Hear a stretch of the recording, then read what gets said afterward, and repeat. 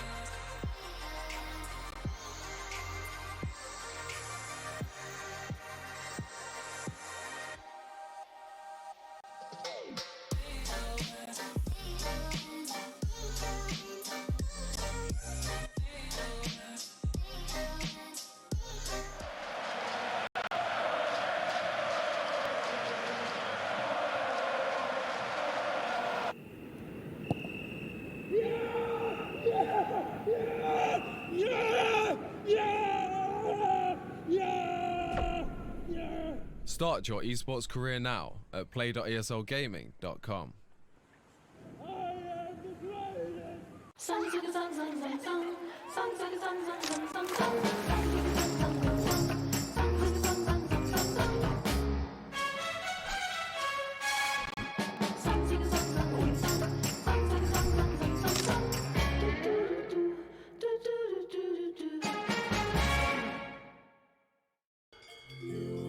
Wir arbeiten schon viel. Und das darf auch sein. Es gehört halt auch dazu. Aber die Technik schafft heute auch viel. Immer mehr sogar. Die Luftfeuchtigkeit passt. Die Stauatmosphäre stimmt. Und wenn die Technik immer mehr schafft, könnten wir ja zwischendurch ein Kehr weniger krampfen. Oder etwa nicht?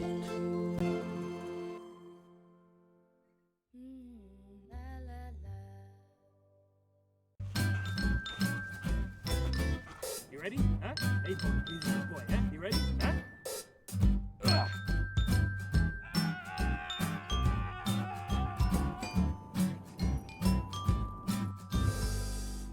Start your esports career now at play.eslgaming.com.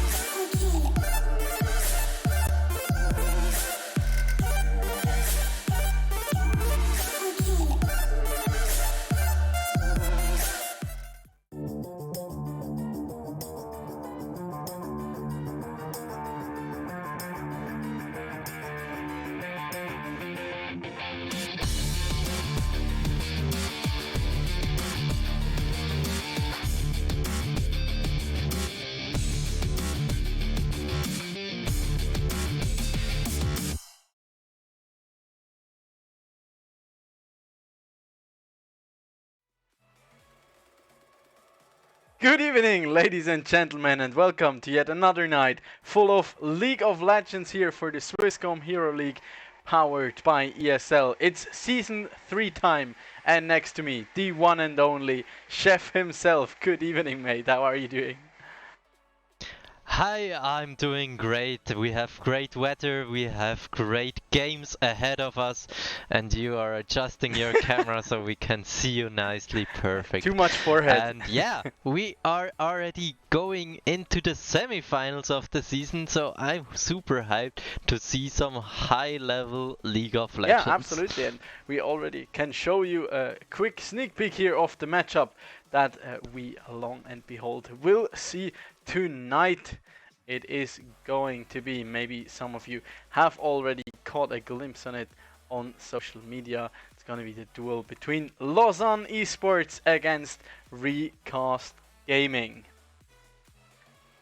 Yeah, and I mean, both teams didn't really have to show their best in the quarterfinals, so I'm really looking forward to what this matchup can bring us. Yeah, absolutely. And as mentioned before, like, we're already in the semifinals now, so things are getting serious, and you are still in a single elimination bracket here, so you only get one shot here to make it to the grand finale. There are no seconds whatsoever, so you really want to bring your A game tonight, show up and show what you've been practicing, and take down your opposition here, hopefully. So let's actually have a look at how our contestants even made it all the way here to this semi-finals and what we can await tomorrow night. As we see here, we had 8 teams at the beginning, being Mindsanity Madhouse, Flame Esports, Silent Gaming, Fragbox Gaming, Lausanne Esports, Scythe of Seraph, Arctic Gaming, and Recast Gaming. A lot of gaming here, as you can tell, and we're already down to half at 4 teams, which you can see in the middle. And yeah, tonight will be the first decider here who will make it to the finale. But something that I can already say is all the 4 teams that are currently In the semifinals here, they don't have to go empty-handed. Third and fourth place will each get a prize money of 500 francs, and then it's going to be, if I'm not mistaken, 1,500 for second place and 2,500, I believe, for the first place. So everyone will get something nice to nice cash prize to spend.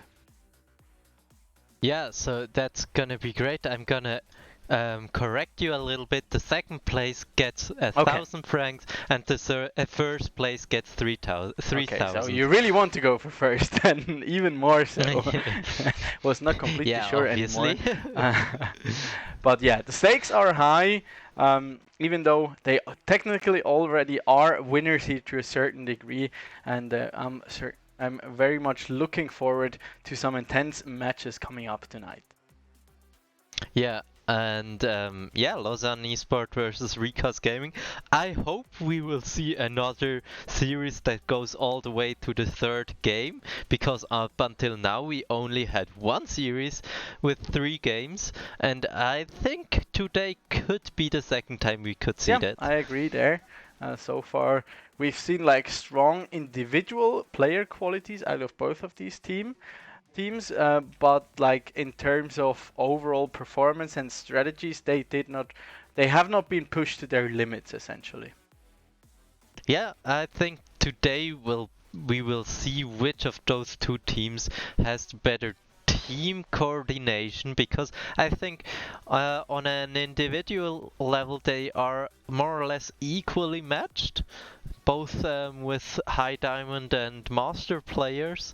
So I think we have a more or less equal matchup today, but today it will be interesting to see which team can have maybe the better draft, the better rotations, the better decision making, and yeah, what we will see today. Yeah, I agree with you there. So let's actually have a look at the both organizations that will be fencing it out tonight here and their respective players. As mentioned before, it will be Recast Gaming against Lausanne Esports here. And let's kick it off with having a look at the roster from Recast here. Would you take us through that? Yeah, surely. On the top lane we have Caputimo. In the jungle we have Saruda. In the mid lane we have Merok. And in the bot lane we have Ximon together with Chaos. Yeah, I think we already saw last time that the Tristana Taric bot lane was a high priority for Recast Gaming. It was always picked up in the first rotation of the pick phase, in the first pick phase, and as somebody else told me, he thinks. Hesaitos, the supporter for Silent Gaming, thinks that Chaos is one of the best supports we have in Switzerland because he's the most intelligent support we have. So I hope we can see some intelligent picks. Hesaitos. That has to mean something.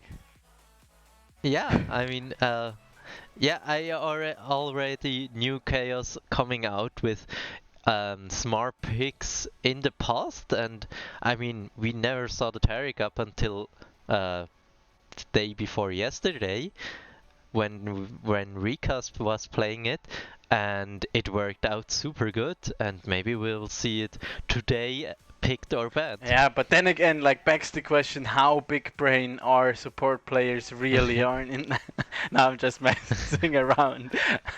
Let's actually take a quick look at team number 2 here in Lausanne Esports and which players they are going to be bringing to the table here. It's going to be Sleety in the top lane, Motomoto in the jungle, Arno in mid lane, and Hitokuro together with Django, who will be facing it off in the bottom lane. And yeah, and Lausanne is the last hope of the Romandie still. I mean, they were already the last hope when they had to play their quarterfinal, but now they are also the last hope to get the Romandie into the grand final. I think we have never seen a team based in the Romandie going all the way to the grand final up No, until it's now. been a Postfinals Helix twice, taking the title both times against My Sanity the first season, and then in the second season up against Silent Gaming. So, yeah, would certainly be a first here for a No, representative. it was both times against Silent Gaming.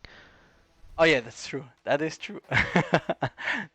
So we only have seen 2 teams make it to the grand final, and at least one team will for sure be a newcomer for the grand final, and that one will come from this semi-final. Absolutely. And the second semi-final that will actually take place tomorrow already, as well, again at 8 p.m. here on twitch.tv/ESL Swiss, where we can find out who will join the winner of tonight in the grand finals, whether it's going to be Silent Gaming or My Insanity. And I'm looking forward to that duel a lot as well, since it's probably two of the longest lasting organizations in Switzerland. Yeah, I mean, Lausanne is also a very dominant esport organization in general in Switzerland. It's one of the maybe 3 biggest organizations over all games. But now we are already ready for the first draft with Recast Gaming on the blue side. Alrighty, they will have the first ban and first pick here going into match number 1. So I'm very, very curious what they're gonna be going for here.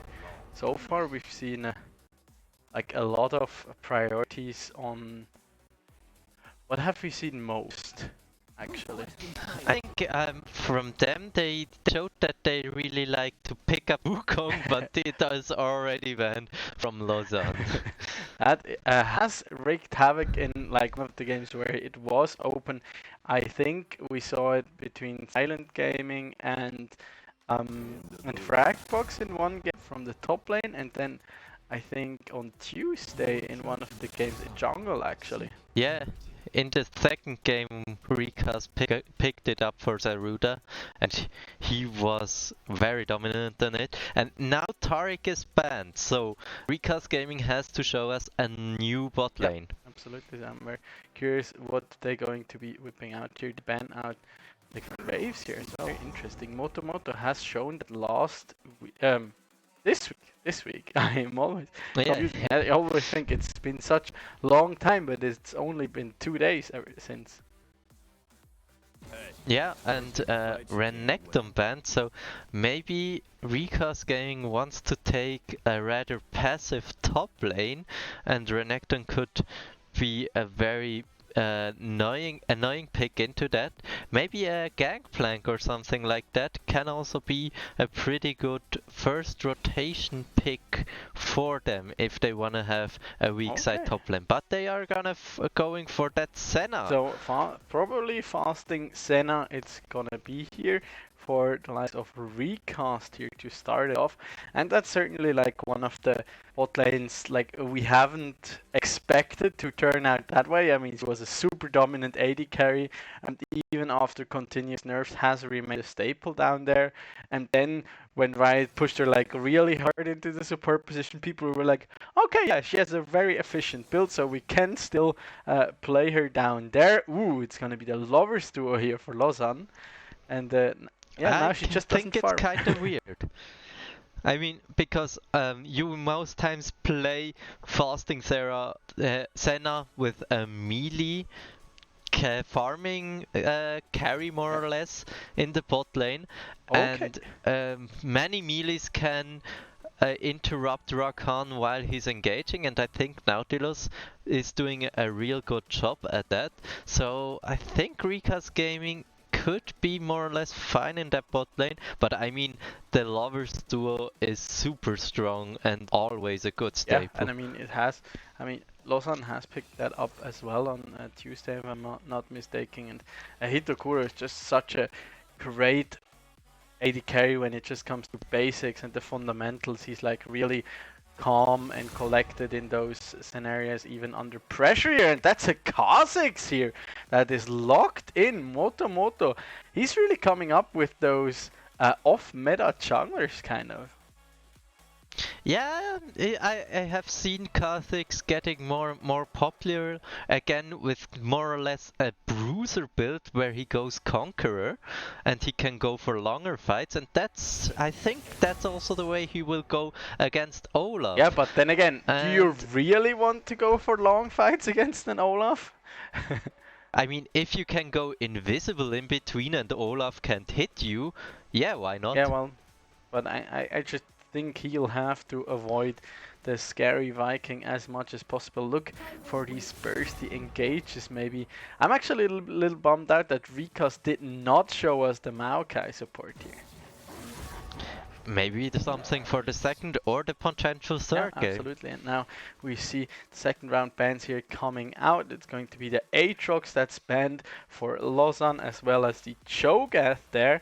And then on the side of Recast Gaming, they ban away the Camille, targeting Sleety's split push pressure here, as well as the Kassadin. So they seem to not want to give that over to Arno again.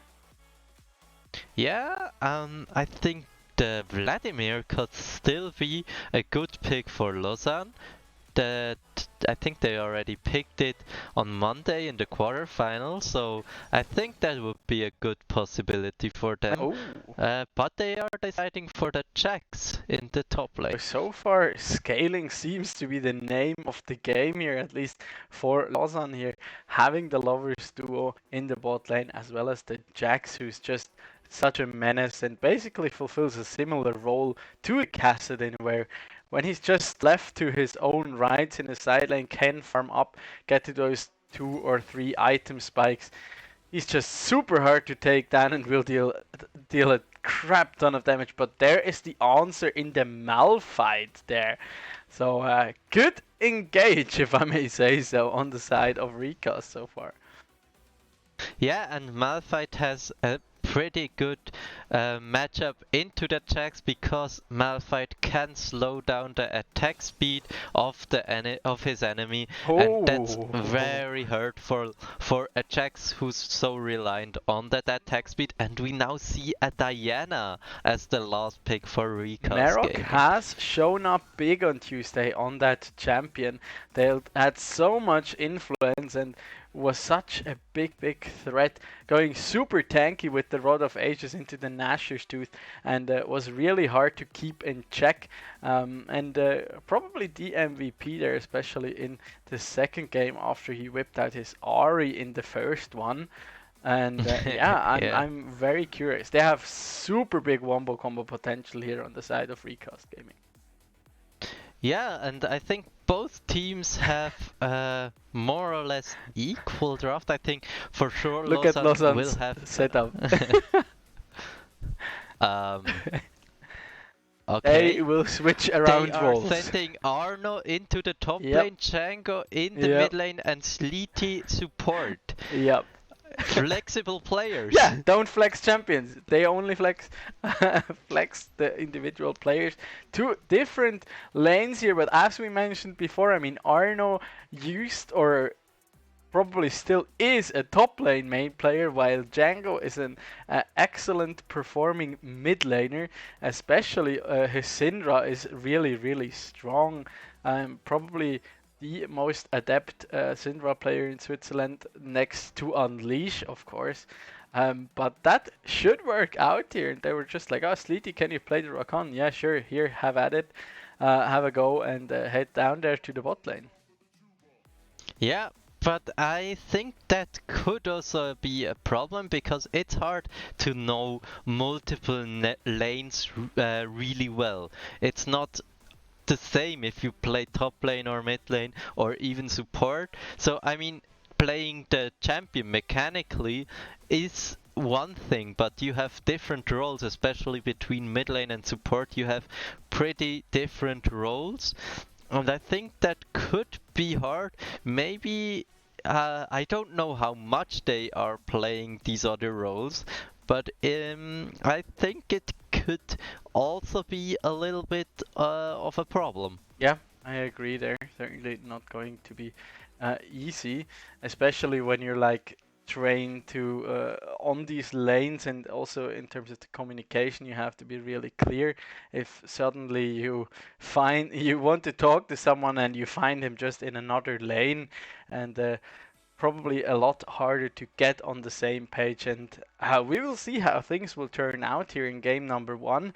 They could, of course, always go sideways. And if Recast Gaming, who are arguably a little bit on a disadvantage here, since the likes of the Lausanne players are quite a bit more experienced, I'd say, if Recast manages to take game number 1, then this one will become a really interesting showing here.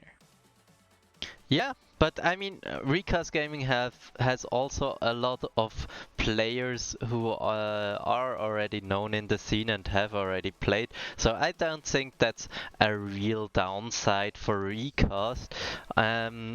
And I mean, both teams are rather new in this composition, so I think they are more or less equally matched. I'm now interested how the game's gonna play out. I'm sure that the Xayah Rakan will have priority in the bot lane, and I'm mostly interested about the jungle matchup between Olaf and Kha'Zix. Yeah. I mean, if the Olaf gets ahead in this scenario here, they can just shut the Motomoto and that Kha'Zix like completely out of the game. Kha'Zix is one of these champions who, of course, heavily snowballs if he manages to get ahead, if he manages to get to like his warrior enchantment early, and then head into probably, as you mentioned, with the bruiser build, into the black cleaver, and something like a death dance. I could even see the newly reworked death dance. Yeah, death dance is very popular on giving him. him even more healing, as well as some tankiness for these skirmishes that can snowball out of hand pretty quickly. But then again, so does Olaf, and once the Olaf gets ahead, you can't really get out. And then you might even have to look at evolving your jump first, just for safety, once you reach that level 6 on Kha'Zix, and then that's really not the place you want to be in, I'd say. Yeah, I'm really interested how which evolutions Kha'Zix will decide to go, because there's always an influence on how he's gonna play it out.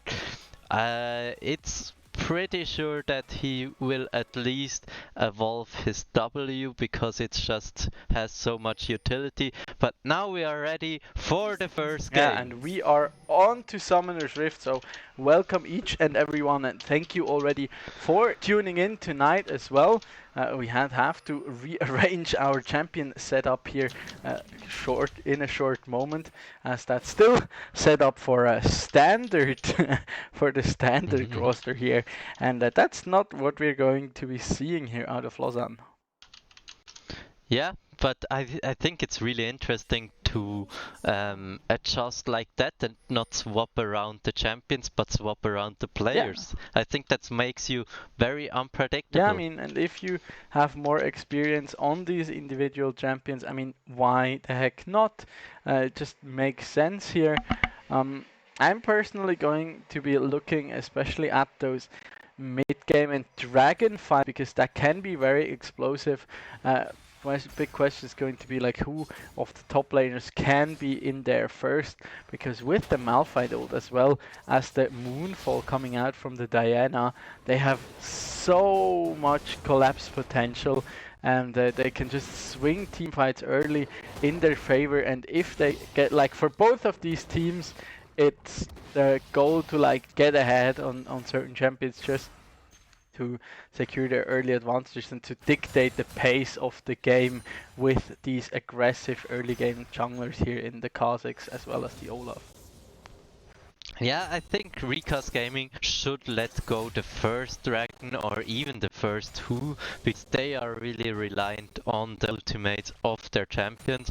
So I don't think they should look for fight early on, and there you see that Caputi can just ground slam when the Jax jumps onto, and then Jax can bring out just like 1-2 more auto attacks and can't go for any more. And as I already predicted, Moto is going for that Conqueror, so I guess he's gonna go for that Bruiser Yeah, and build. we see in general we see a lot of Conqueror here. Marok on the Diana also opting in for that pick, so they really be looking for those drawn out fights. Cappuccino on the top lane here, he will bring the Arcane Comet to these fights. Gets stunned up again here by the counter strike from Arno, but he can just sustain up here with his Corrupting Potion, and the wave now safely on his side here.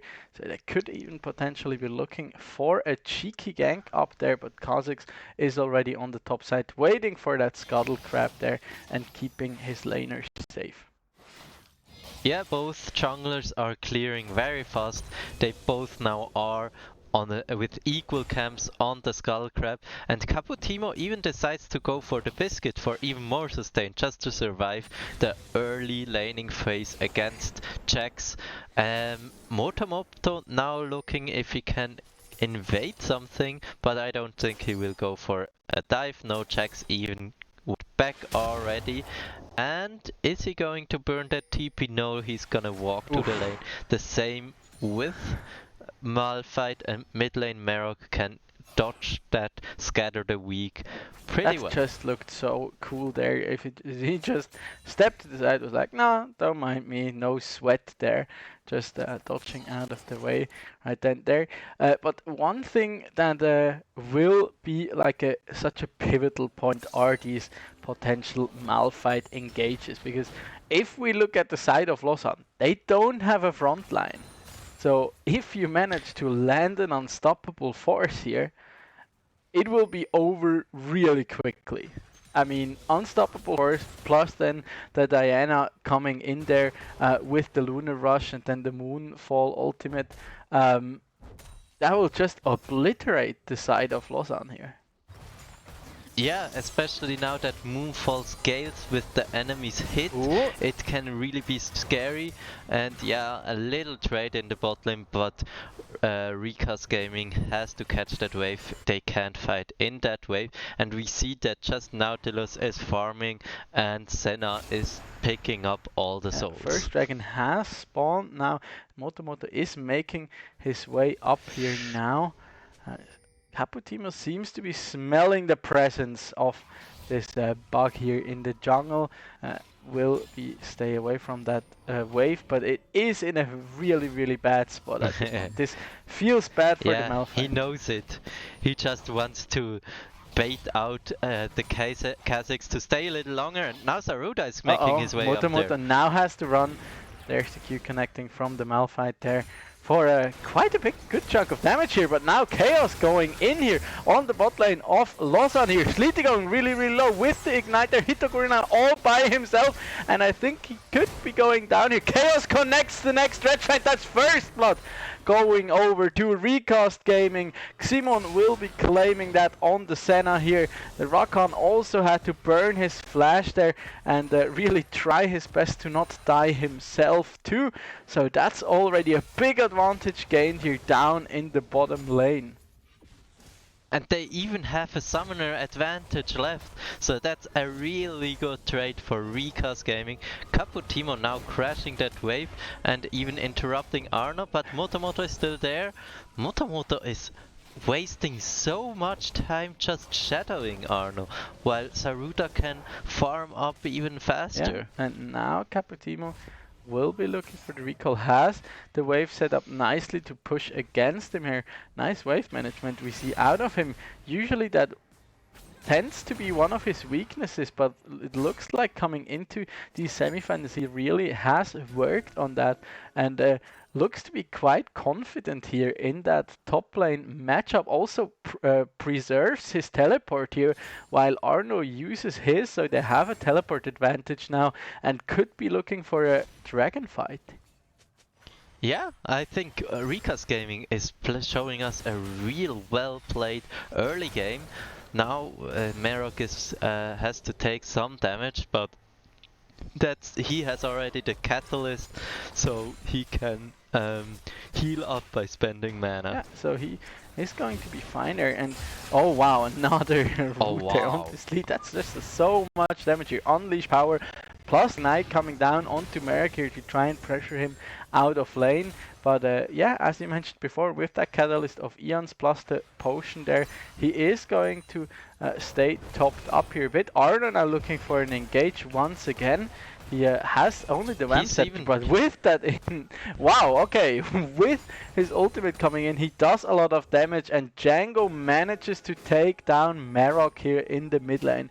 We unfortunately did not catch that on screen live, but we'll maybe have a replay coming up here. And now another dredge line here connecting onto Sleety. Saruda flashing forward here, tries to connect the undertows here, but Hitokuro and Sleety manage to escape to the safety of their tower here.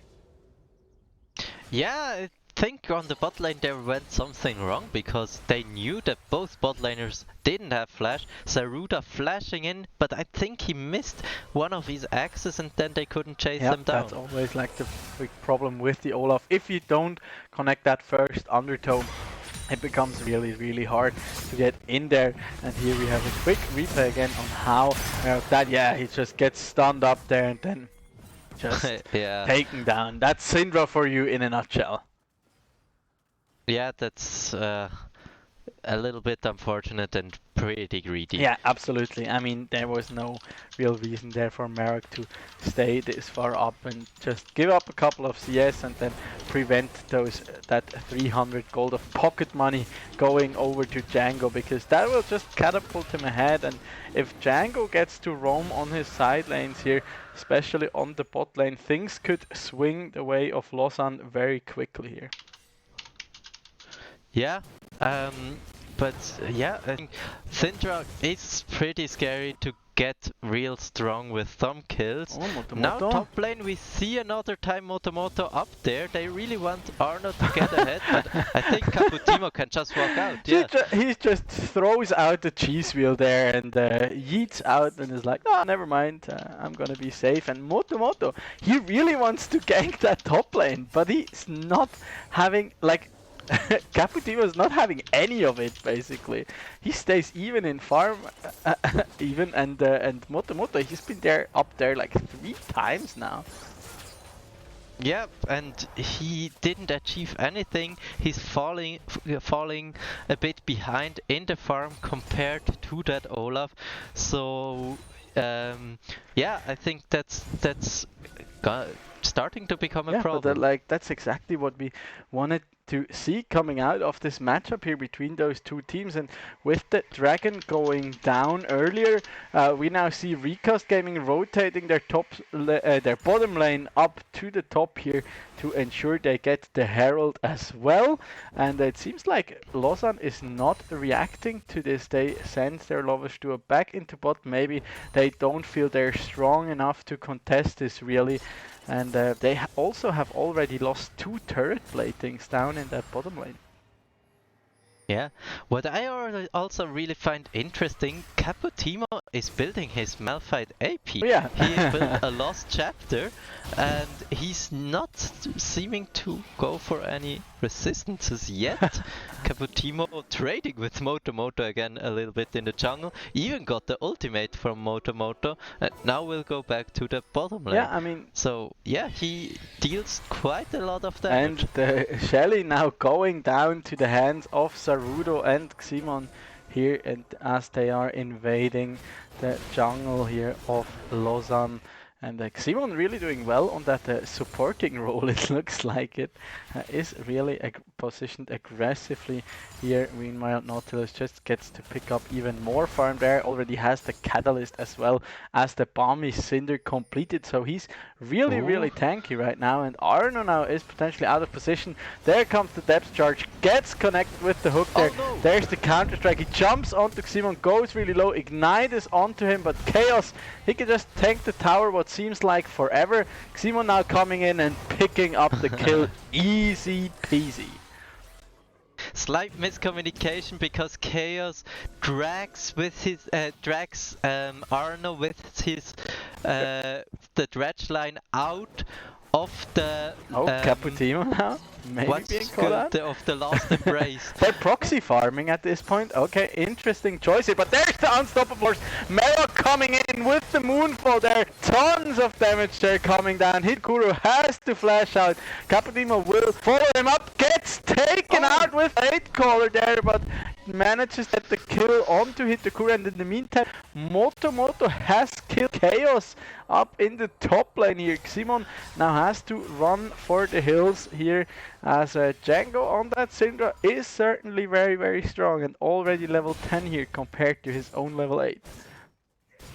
Yeah, but you saw what Caputino can do in the damage department, but also how low his resistances are. He got bursted by Hitakuro by I think just 4 feathers getting pulled through him. So yeah, he was also a little bit greedy, keeping his flash. He could have surely survived that. But I think he got a little bit surprised by Hitakuro's damage, maybe because it got recently buffed. And I'm really curious what happened there up in the top lane. I mean, yeah, they burned a lot of their ultimates up there to get the kill onto Arno, but then again, there were 3 people and rather tanky, and apparently Chaos was taken down by Motomoto, and Saruda did not stick around to potentially look for some turret platings with that Rift Herald charge, and now the platings are timing out, and he did not manage to get the value out of Shelly.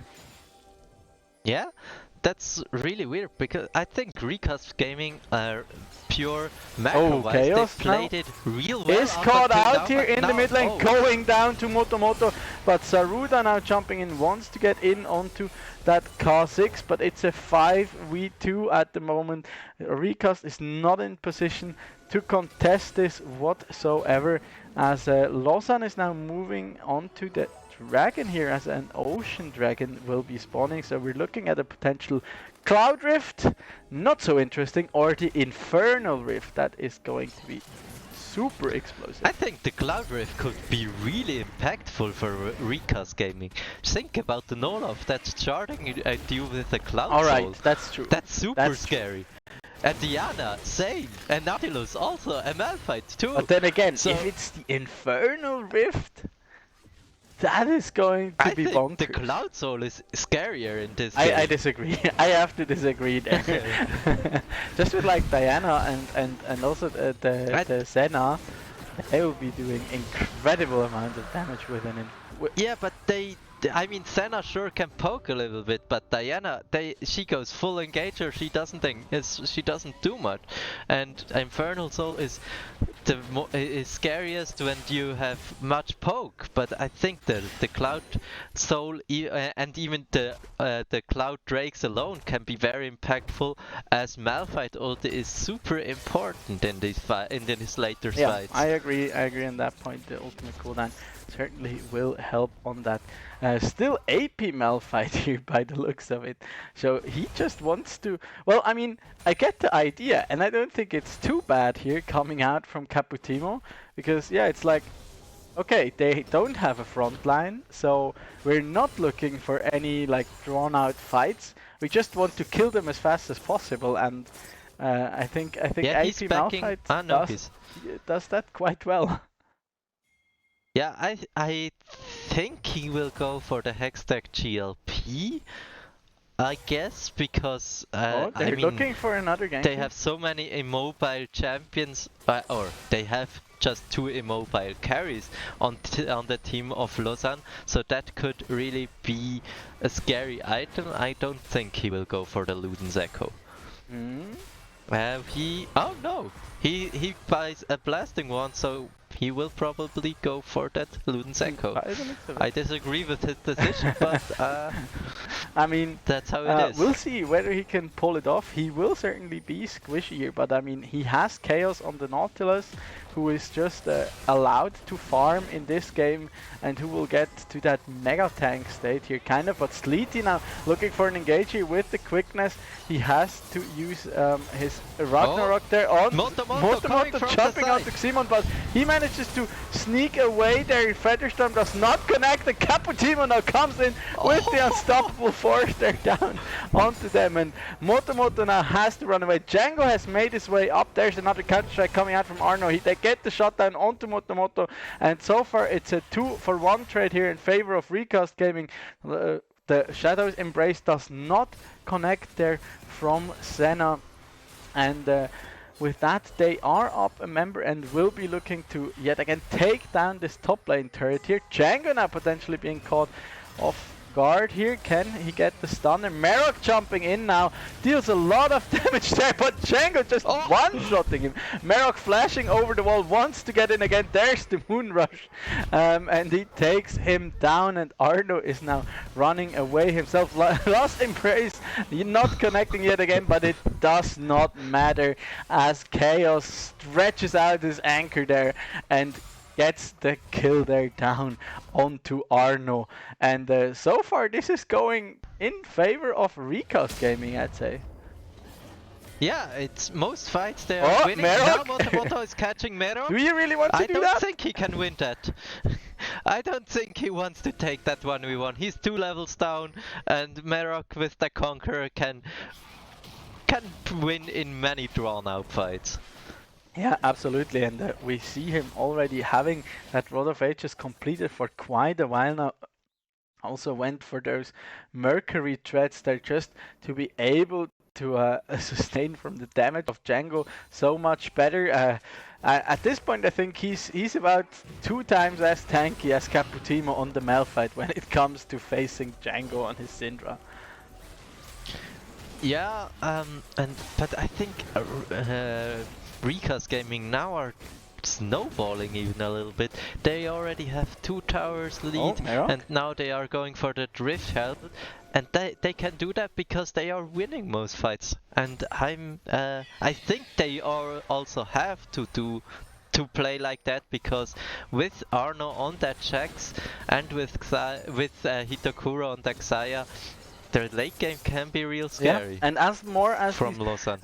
As that game goes on, I disagree more and more and agree with you there that Caputino went for the AP build there, because just imagine him also being super tanky against triple AD threat on the side of Lausanne with the Jax, with the Kha'Zix and the Xayah. There's like no way they're ever gonna kill him here. Instead, look at this, Django now coming into the bot lane here. Caputino, going in with the unstoppable force. Don't mind me, people. But Arno manages to jump out there with the leap strike. Can stay safe for now. It certainly looks amusing, but I don't know whether it's gonna be that strong coming into the late game here. Yeah, and Recast Gaming now have an nice stretch line there onto Sleety. He goes really low. Drags the ultimate there with him. Caputino now going really low, but he gets taken down there by Merok, who's just not only tanky but also deals a ton of damage with his Moonfall there. And that was so risky there from Lausanne to go for that dragon with Arno still being in the base, not having his Trinity Force completed whatsoever. Yeah, they had the TP, but at this point he's just not having a big impact on that Jax. I think it was kind of smart for Lausanne to bait out the Malphite ultimate and then to try and contest this, but they didn't place a good ward for Arno to Merok TP now on. being in a bit of a pickle here, but no chance here. He's level 13 at this point, 2 levels up over both Hitokuro and Arno, and with 2 members of Lausanne sticking around in the bot lane here, they can just use Shirley here in the mid, maybe even for a second charge here onto the inhibitor turret. Yes, she will get in there, take that down to about 1/4 HP, and things are really crumbling here for Lausanne. I'm disappointed in Django. It is possible to, if you have the right timing, to throw a ranged auto attack at Shelly, and while she's charging, the auto attack then comes in from behind and hits the eye while she's charging, so you can interrupt the charge. Caputino but he gets didn't manage to here. get that. Sleety wants to connect. Yeah, but he's so Look squishy. at this. But Django now has nothing remaining. He goes in with the unstoppable force there. They just take down Django there. Will Caputino fall to the ignite? No, he will sustain enough there. He got the level up in. There's the sad B coming down. Bit of a BM there. But that's another kill just for free going over to the side of Recast here. Yeah, and now Caputimo is going for some magic resistance. Chaos knows he's in there. Oh, nice connection there. Roots him up there. Moto has to jump over the wall right there. I really love the patience there coming out from Chaos, and Moto now has his ultimate down. He's at this point, I think he's the highest, not nearly the highest level on his team. Not Django has eclipsed him a little bit here. But Django doing really well in keeping up in terms of experience here with his teammates. Yeah, and I think Recast Gaming also gets a little bit scary because that Senna now has also stacked up quite well already. If we maybe can get a glimpse at her stacks, I think she's already pretty strong. And together with the Nautilus, they have such a strong catch potential. Or we take a look at the goal. We have to compare the supports here technically. Yeah, but look, the AD carries have nearly the same gold, even though Ximon wasn't farming, and Ximon gets very much value carry, though, with it's his a support. Yeah, it's a support with the same gold amount as the AD carry has. Moto at this point actually has the most amount of gold, if I'm not mistaken, here on his team so far. Well, behind Django, I think that is. But look at Caputino, he can just chill here, throw out the seismic shards over and over at the Jaxi. He just takes down the turret here, and there's nothing really that the Jax can do at this point, even though he has his Trinity Force completed at this point. And it's just hilarious to watch, I think, to have a Jax just running for the hills when Caputino on his Malphite shows up. Yeah, I think he will go for the Mercury Boots and then for the Blade of the Rune King, and then Caputino could be in trouble. Yes, I agree. Well, but then again, like Blade of the Rune King is good if you're stacking a lot of resistances and HP. If you just get bursted, it does not get as much value. And he goes for the Coalfields Warhammer, so it looks like it's a second item. Oh. It could be a second item Death Dance here on Arno. Yeah, or he also could go for the Maw. Maw of Marmortius?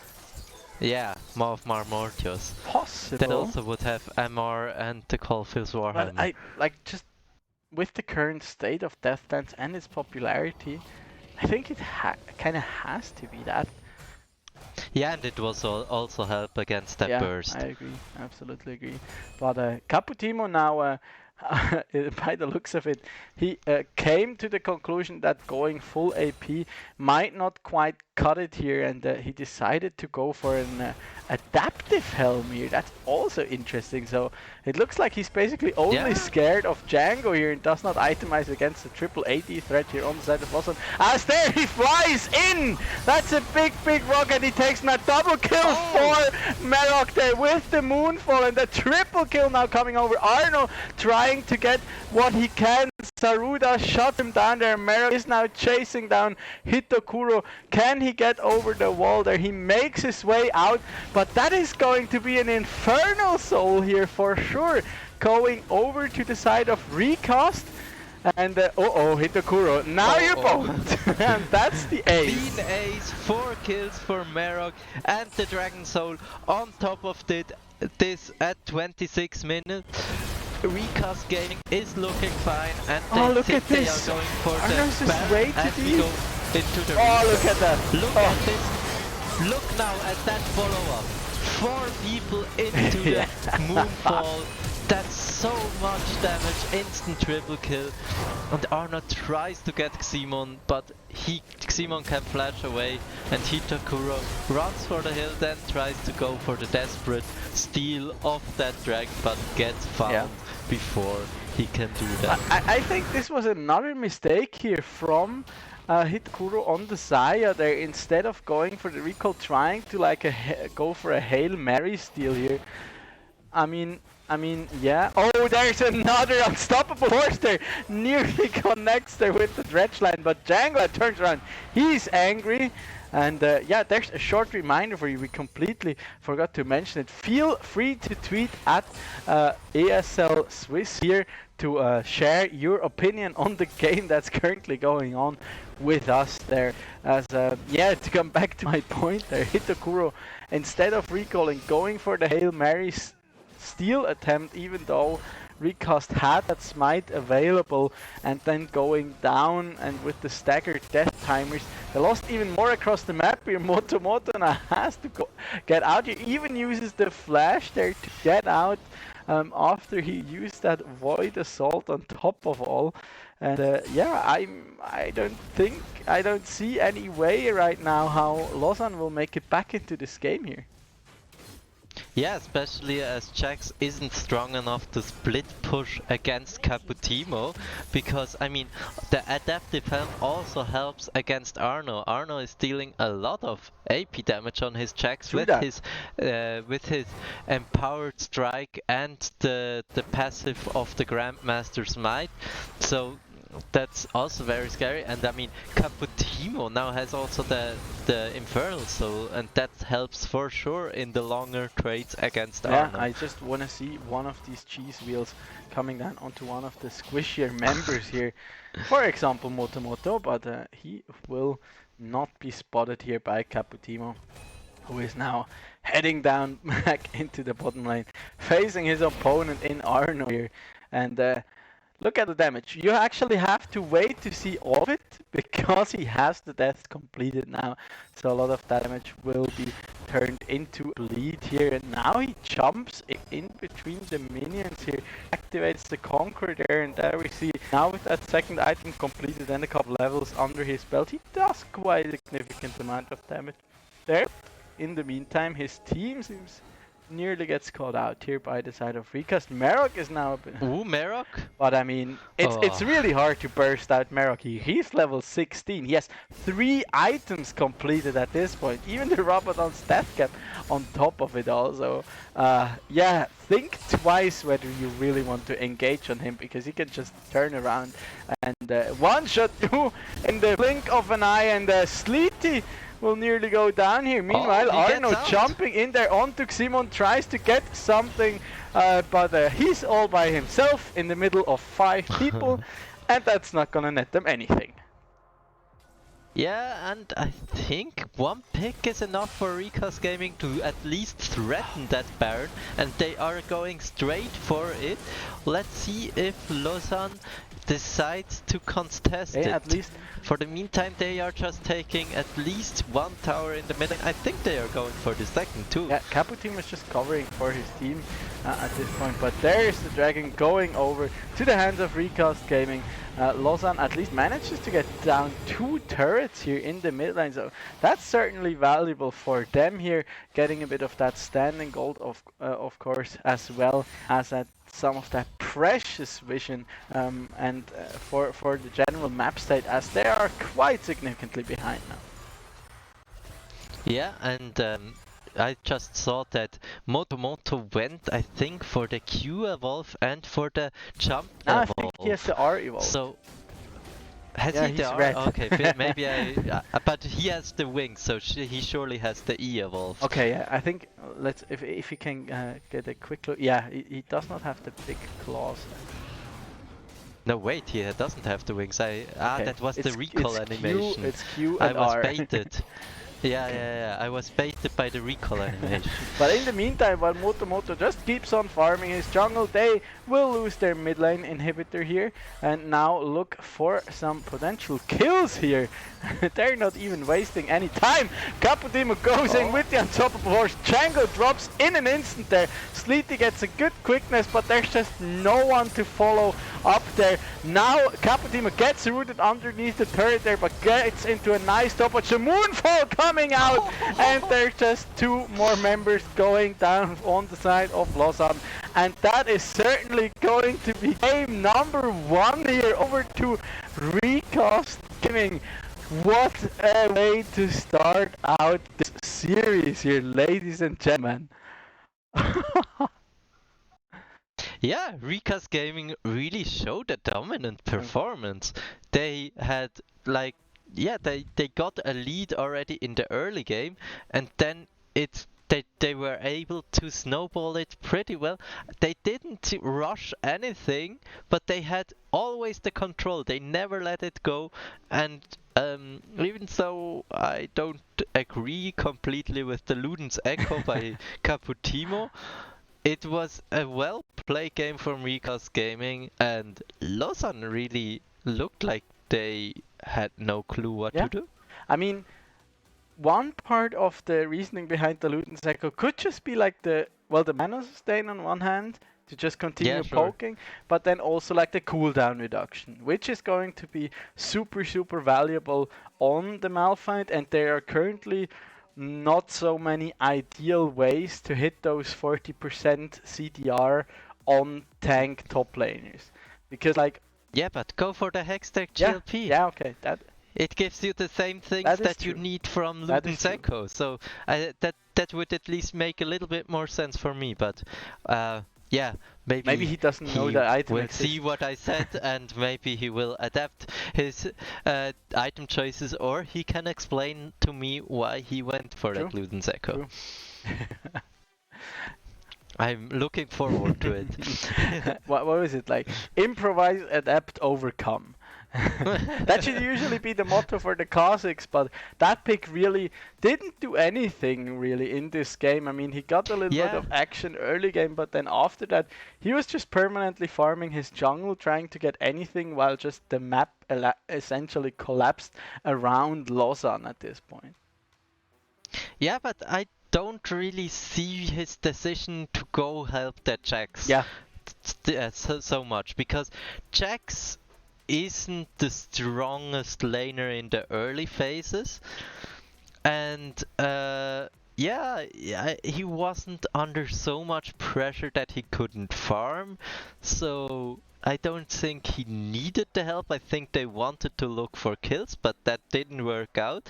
So I think Kazakhs should have shown more presence on other lanes, and I mean, he was like 3 or 4 times up there and really didn't achieve Yeah. anything. I mean, once he was able to deny Caputimo like 5 farm or something, but then Saruda came and they chased Kazakhs out of the jungle, and he was like for 25 seconds he was just sitting there and wasn't doing anything else, while Saruda happily finished the camp and then went top lane to try and catch Moto. So I think he played quite greedy and it didn't work And the out. thing is about the Kazakhs, because like you don't really have you don't really have any reliable way of CC. You only have the Counter Strike essentially from Jax, who at that point does not have too much damage, and also the Kazakhs, like without any items, he does not really deal too much damage yet. And then for Caputimo, you always have to think, how are we going to catch a Malphite if he uses his Seismic Shard plus potentially the Flash? And I'd argue there's no way you're going to be really catching that Malphite anytime soon. And even if you do, you still have a Jax that will be like will have a really hard time to even press his advantage if he gets one, because that Malphite really kept him in check there. Yeah, I don't really agree with their decision to focus that Malphite so hard, and I think they misused their tool to try and catch him, and on the meanwhile the rest of Rika's Gaming were able to pull ahead. Yeah. So yeah, that already concludes game number 1 here for tonight. And as far as I'd say, it was quite a one-sided one again here. Ricast just looked quite dominant here. They just played to their strengths super well here. Lausanne did not really find any any remedy against the pressure that they exerted and did not find a way back. Recast also like played it out very cleanly. Always went for good vision before they forced anything, and with that they could take game number 1 here quite convincingly. So Lausanne, it's really up to Lausanne here to adapt going into game number 2. But before that, we head into a small little break of about 5 minutes. Feel free, of course, to get something nice to drink or a snack, and then we hopefully see you back here in a minute for game number 2 here between Recast Gaming and Lausanne Esports. See you soon.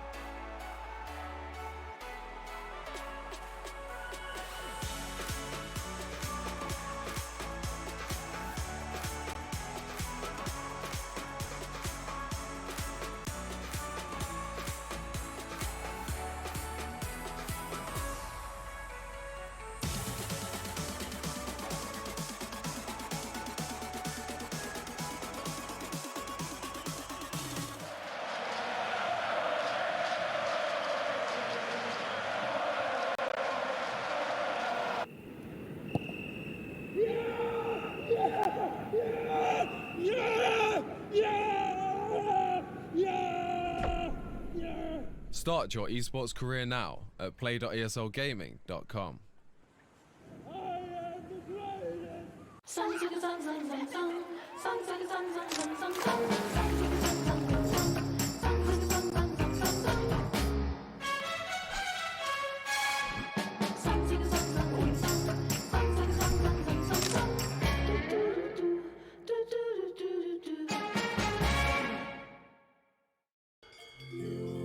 Wir arbeiten schon viel. Und das darf auch sein. Es gehört halt auch dazu. Aber die Technik schafft heute auch viel. Immer mehr sogar. Die Luftfeuchtigkeit passt. Die Stauatmosphäre stimmt. Und wenn die Technik immer mehr schafft, könnten wir ja zwischendurch ein Kehr weniger krampfen. Oder etwa nicht.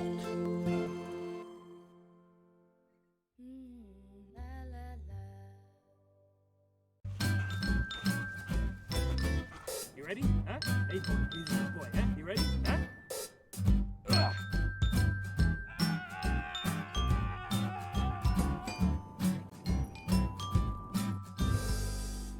Start your esports career now at play.eslgaming.com.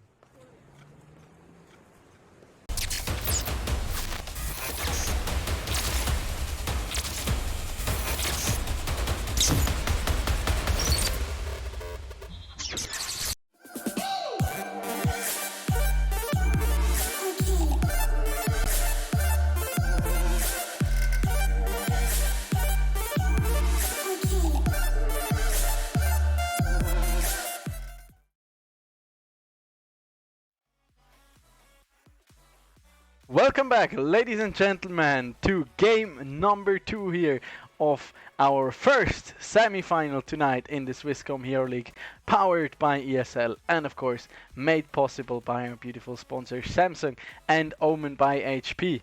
My name, as always, Don Rigoni, and with me here tonight, once again, it's going to be Carlo, aka Chef.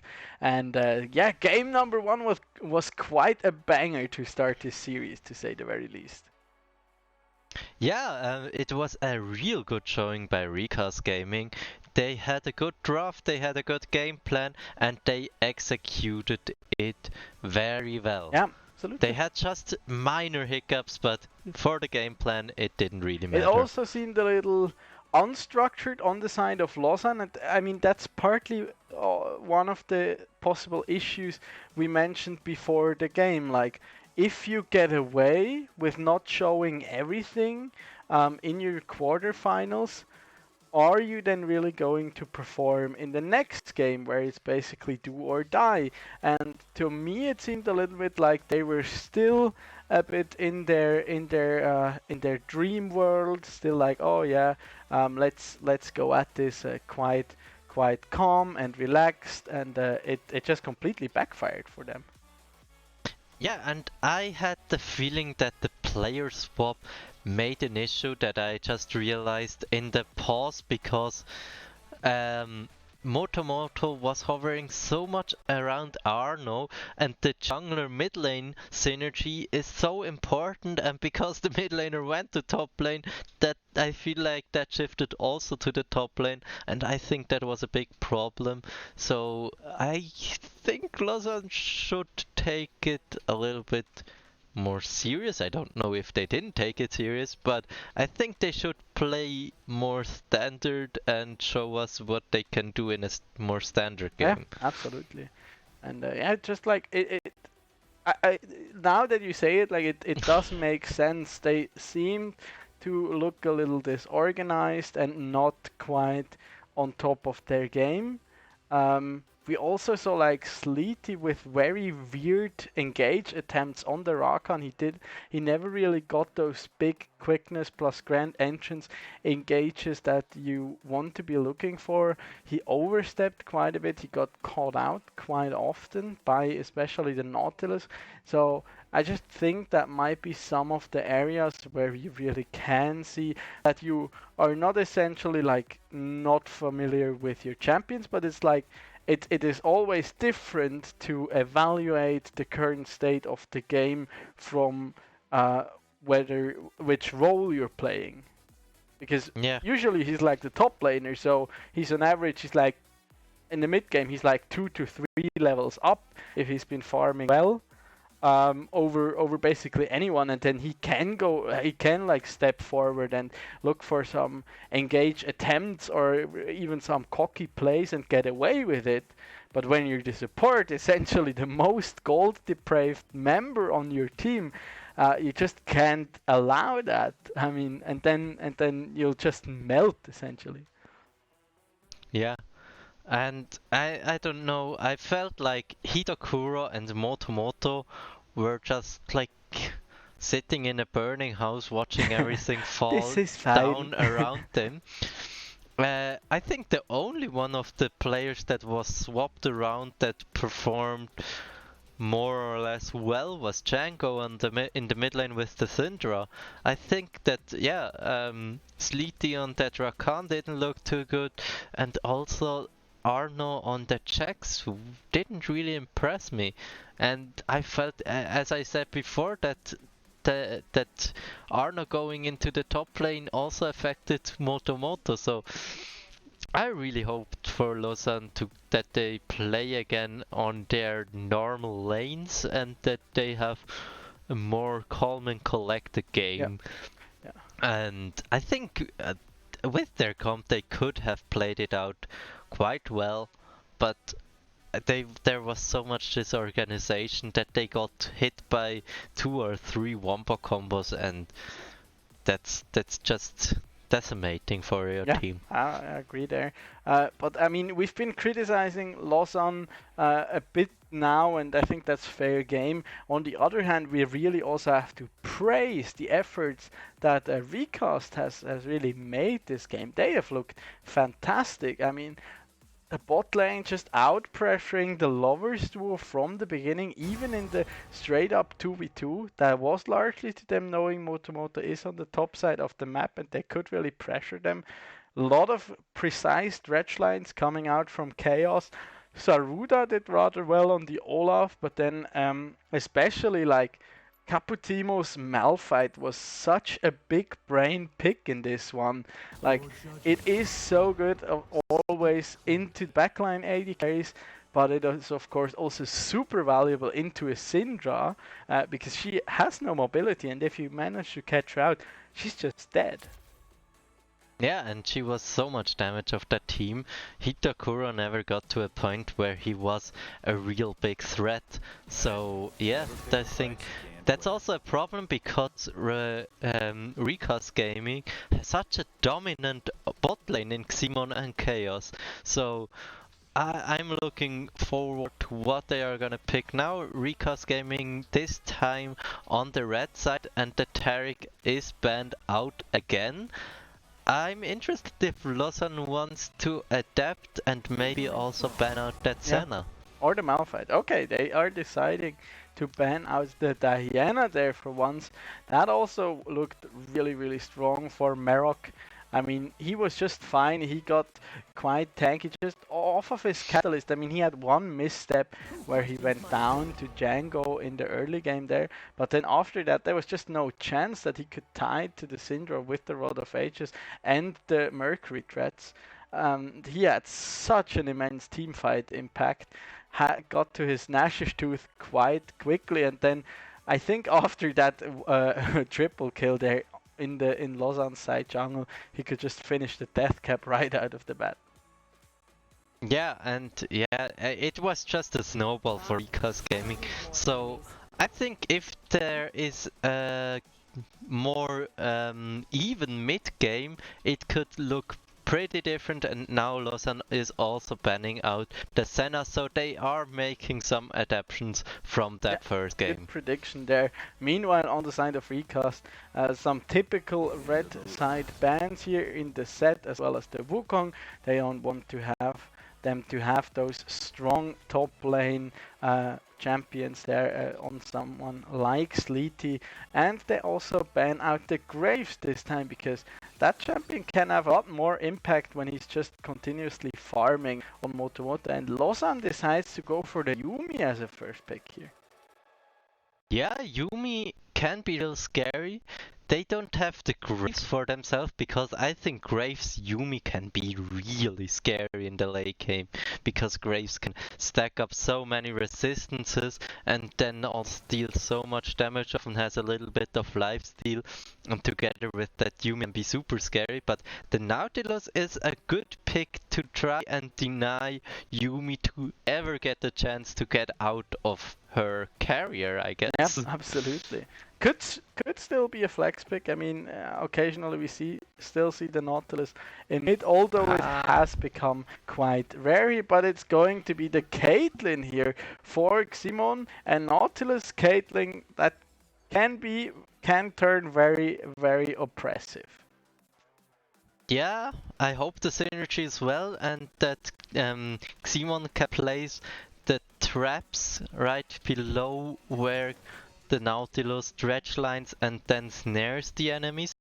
and we see the classic Yumi Ezreal bot lane very strong, and if Ezreal gets to two items with the Yumi on top of him, he's gonna be super scary. Yeah, and this time he has a lot more playmaking. And this time they actually do opt for the Vladimir pick that stayed open in game number 1. We have not seen that going over to Lausanne, although Sleety as well as Arno, I think, play him rather well. And this time it's probably going to be the Vlad in the top lane, I'm guessing. So I'm curious how Recast is going to react here. They decide to pick themselves up with Jarvan. Yeah, Jarvan is a very favored jungler pick that often gets picked up. Now that they even can ban out other junglers, they can, yeah, I guess the Rek'Sai and then probably the Olaf ban, or no, the Olaf, they will leave Olaf open because J4 is very strong into Olaf because he can just See the Lee Sin ban, put him in the cage with the Cataclysm. Maybe a Lee Sin or an Elise ban I would see here for Recast Probably the Gaming. Elise here. But I mean, we've seen Motomopo even bring out the Nidalee so far, and that can be very strong into the jar. But that game wasn't too serious. Okay. Oh, they still decide to ban out the Olaf, even though J4 can put him in the baby cage in that Cataclysm. And the bans from Lausanne are Khazadin and Orianna, so they are attacking the champion pool of Merok, and I think that champion pool isn't the biggest one, and so he decides to go back to his favorite Ahri. Yeah, and I mean, we have questioned that in game number 1 we saw on Tuesday. Yeah. But then he has really shown up on that champion and made it work quite a bit, not opting for the Glacial Augment build we oftentimes see these days coming out from the Ahri, but for the Electrocute instead. And he did quite a bit of work on that Fox Lady. I think the build was, Ludens into Proto Belt. Yeah, I think you're correct there. But now for the last picks for Lausanne, they are picking up the Renekton and then the Echo for the jungle. So they have a double flex pick with Vladimir and Renekton, but I think they will put Vladimir into the mid lane. Yeah, definitely I can definitely see that happening here. And it's going to be the Echo jungle. So far, a lot more of an explosive rather than a scaling composition here on the side of Lausanne. But then again, they have like that that insurance policy in the Ezreal as well as the Vlad. And we see a Poppy here coming out for Recast Gaming. Yeah, I mean it's pretty well. You can deny Renekton with her E. You can also deny Echo, and you can even deny Yumi to jump into someone. Oh yeah, that's true. It's like the ultimate cock block with the steadfast presence. Just like, nope. That's like, that's basically like the water spray for the cat, you know. Like, no, you're not gonna jump. Yeah, and that can be super scary because then when Yumi has to stay out, if she jumps into the step's presence, she gets a cooldown of 5 seconds on her W, and if she waits, she has to wait for like 3 seconds, and in that time, a Yumi is a pretty easy kill. So I think, but once again, Lausanne decided for a better scaling draft, and Recast has again the pressure to get an advantage in the early and mid game, but they have shown us in the first game that they are quite able to do that. But I mean, Recast in the first game, in game number 1, they have opted for this kind of wombo combo comp, and it has worked out quite well for them. I mean, the unstoppable force into the Moonfall coming out from Diana was just so explosive, and there was literally nothing Lausanne could do. This time, Recast is really more on that pick composition. They don't really have the AoE. They certainly have a lot of CC between the Poppy, the steadfast presence that also helps locking people down, Cataclysm, and plus the flag drag on the Jarvan as well as charm traps. Like, everyone on the side of Recast has some amount of ground control or a little lockdown, but they don't really have a big amount of AoE. And then if we look at the side of Lausanne, they just have these super potentially explosive team fights. I mean, if you get the Hemo Plague down onto multiple people, the Echo that can just zone super well. With his Sunfield, and then as well you have the Renekton jumping into the enemy backline all at the same time as Hikuro on that Ezreal, who's just like been such a staple meta for like the past 2 years now. It's gonna be super rough here, and as I used to say, like I personally like to say Ezreal is like the best AD carry there is, because he has such a strong build, he has such a strong build path as well, like those first 10-12 minutes. Rick now looking for a late invade here onto the red buff. Hitokuro will possibly be caught out here. They have to run out here. So will he be able to pick up the red buff here? It does reset. No. The red. I think Recast Gaming has the better early Oh, game nice because Echo connection has there got his onto W. Django with the dredge line. He has to heal. Ignite also goes down, and with that, they will most likely be losing that red buff. Chaos now zoning away Hitokuro, who just has to run. He hooks him up there once more and just slaps him around with that anchor a couple of times. But they get the red buff. They get the heal out of the Yumi, and they deny the red there from the Echo. Yeah, and I think maybe Saruda even goes for red to red. No, he decides to go for his blue. I think he's not really scared for Moto invading early on, because that Echo is quite weak in the early stages of the game, where he doesn't have all of his skills up yet. What I also want to discuss a little bit is that keeper's verdict from Caputimo, which can also be very impactful if it comes to a team fight.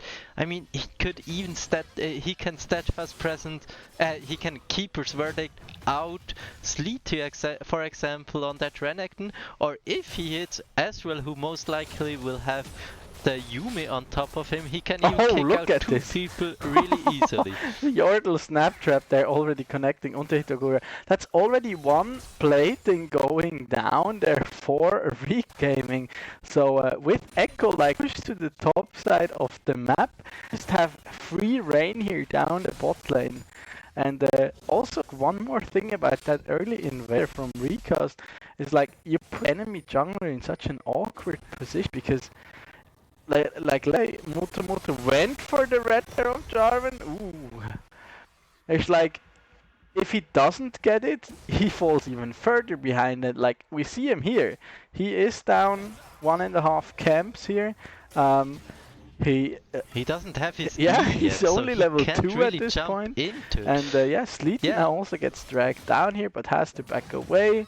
And the Scuttle Crab will also go over to Saruda there. They managed to get the one on bot side as well. Nice stretch line there. Once more onto Django. Chaos is really sniping with those today. Yeah, he's really good. He shows really good performance on that Nautilus, and that Echo is now so far behind. Look at the jungle state. I mean, yeah, his Grump respawned, I think, already, but no, he didn't even do the Grump, I think. So he's Caputino now going down for first blood here. Gets solo killed by Sleety. So yeah, a bit of an overstep here from his side, and Sleety now will of course look to press that advantage here. Bit of a mishap there for the top laner. Yeah, that's not what you wanna see from your top laner, but I mean, the rest of the map is so far ahead that Recast Gaming is still ahead, but we will look at the solo kill again. Caputimo loses there the bone plating, and then gets stunned up. just gets Yeah. killed, I guess. Yeah, oh, also a little unlucky there. Oh, he even flashes and Wait. tries. Well, if he connected the stun there, he could have gotten the kill maybe, because it also deals additional damage, I think. Yeah, but I think it's also greedy that he already put the stats pass presence Absolutely. before Renekton even used the first slice and dice. Absolutely. So I think that was a little bit of a misplay, and I don't know, maybe Caputimo isn't too comfortable in that job. Was also a little bit unlucky there that that her Iron Ambassador, the little shield that she gets from time to time, like flew into turret range, so he could not go like pick that up and possibly look to trade with the shield there. But now this is such a dirty interaction. Like with the heroic charge, you just get the Balmy Cinder passive for free onto your opponent. Yeah, but look at this, Liti can heal up so much, so that matchup is surely in favor of that Renekton, but meanwhile Recast Gaming can pick up the first Infernal Dragon because they have so much dominance in that bot lane and that mid lane. And they are looking for a cheeky pick here onto Hitokuro, but he will properly respect the threat here that is this Nautilus Caitlyn lane, and they have stabilized a little more. I mean, he managed to get a good back timing off there with his teleport on the Ezreal, managed to pick up a tier, and will now just look to be farming up here as Motomoto will maybe look for a gank here. Yet again, he's in the top lane there, even though he's still like 10 farm down on the Jarvan and the level behind him. Yeah, and I think, yeah, maybe I see that he wants to go for the already winning lane because he is behind, but I feel like that's not the right decision. But what I'm surprised is that Arno is farm ahead in that early game on the Vladimir, and Saruda is already invading once more. Will he get the smite? Ooh, he goes super low. There is the stun field coming out from Motomoto, but now he's super low here. Saruda manages to drag his way out, smites him there for the BM, and Ximon claims the kill. But 3 flashes burned now actually on the side of Recast here. But that was a very interesting interaction. Echo got to the Jarvan with the phase drive, but then got knocked up because he was already flag and dragging. Yeah, and he did not get the red buff. There are the first 2 flashes. And the heal then saving Saruda there for now. And then Motomoto realized, okay, there's no way I'm getting out. Look at that interaction. He gets knocked up, even though he's behind Saruda. That is interesting. Looked real funny. That is interesting. Some classic right spaghetti code right there, maybe. Or maybe intended. We don't know. I feel like it could be intended, because Echo appears more or less in the enemy if he can start up the auto attack animation of that phase drive. But now Recast Gaming is swapping their bot lane into the top lane. They've already picked up the dragon, so they are looking for the first rift tower. Yeah, this time Lawson does react to it properly, also saving their bot lane up there. But I mean, the Caitlyn now has a red buff and will just be super oppressive at this point. This time Saruda should get this red buff at the very least here. But I'm actually messed by Hitokuro. He managed to really farm well here and not get pressured out too much here by Ximon and Chaos. But to be fair, I mean, they have focused a lot on just like helping the map pressure stayed out. They went for the Scuttle Crab early. They like established a good bit of vision and also helped in that jungle fight there. Yeah, and I mean the Echo is he can just farm from a good range with his mystic shots, and it's even good for him to do that because so he can already start to stack up that tier. But now another fight in Caputino burns the flash here but gets taken down there. He just flashes after him and takes him down with the Call of the Meek. Yet another solo kill here going over to Sleety, and that's really not the thing you want to happen, as the Poppy just try to stay safe, get to your items, because you become so tanky with these levels and with just 1 or 2 items actually. But now Recast is looking Ooh, for that's gonna be a a dive dive. here in the top lane. And as it goes with those Yumi lanes, it's usually like a 2-for-1. They get the kill onto Hitokuro. Chaos goes really low here and falls to the hands. Ooh, Oh, Ximon going really low, but Caputino there. That was just 2 tower shots and he nearly died to it. That was a lot invested by Recast Gaming for I think that Merok dive, flashed in and cancelled the TP from Sleety. Oh, Because we'll see that in yeah, the replay. because they did. I saw the TP coming in, and I was like, "Why is Caputino there?" But Sleety isn't. They're both like their TPs are on cooldown, and Merok's flash too. So I think he just flash charmed him and denied that teleport this way. So very well played here from Recast Gaming. They get 2 kills, but the Ezreal on the other hand gets 1 back onto Chaos. Yeah, and I think it was worth for Recast to go for that play, but now they have to manage with all the resources they lost on that play. And I mean, the next dragon is already up, but I think Recast is in enough of a commanding position that they can decide when the Drake fight is happening. I agree with you on that one, definitely. And they have swapped back their bottom lane to to the quote-unquote appropriate lane here, as they are looking for a dragon here. There's the parallel conversion now coming out. Merok jumps out there with his ultimate, and Moto, he deals a lot of damage with that Yumi on top of him. There will be a little bit of a exchange here. They get the first turret down in the bot lane there with the Rift Herald charge, and I think that gold all went over to Ximon, who will certainly have a big advantage now that he even got 2 platings, I think, in the top lane, as well as all the 5 here in the bot lane. So we might have a small peek here at the individual gold in a moment. Yeah, but now the Recast Gaming starts up the dragon, and Motomoto wants oh, to look at this nice flag break onto Motomoto. He has to jump back out there. Oh my gosh, that's so much damage onto Hitokuro. Goodbye there, says Ximon, and goodbye, says the dragon too. They take the kill, they take the Drake, and now they're making their way into the mid lane here as we're spawning onto an Ocean Rift. I mean, sure, Motomoto was able to get back into that game. He was on the same level as Saruda, but he's even ahead in farm. But Saruda was playing so much. Do you really want that, Hitokuro? Goodbye yet again, and there is the ace in the hole from Ximon.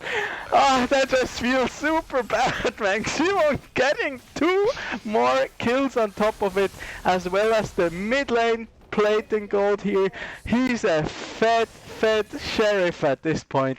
And probably when he goes back here, we will see the Infinity Edge for sure, as well as maybe even a completed shift item here. But I'm not sure yet. He certainly does have a lot of money. Doesn't seem like it.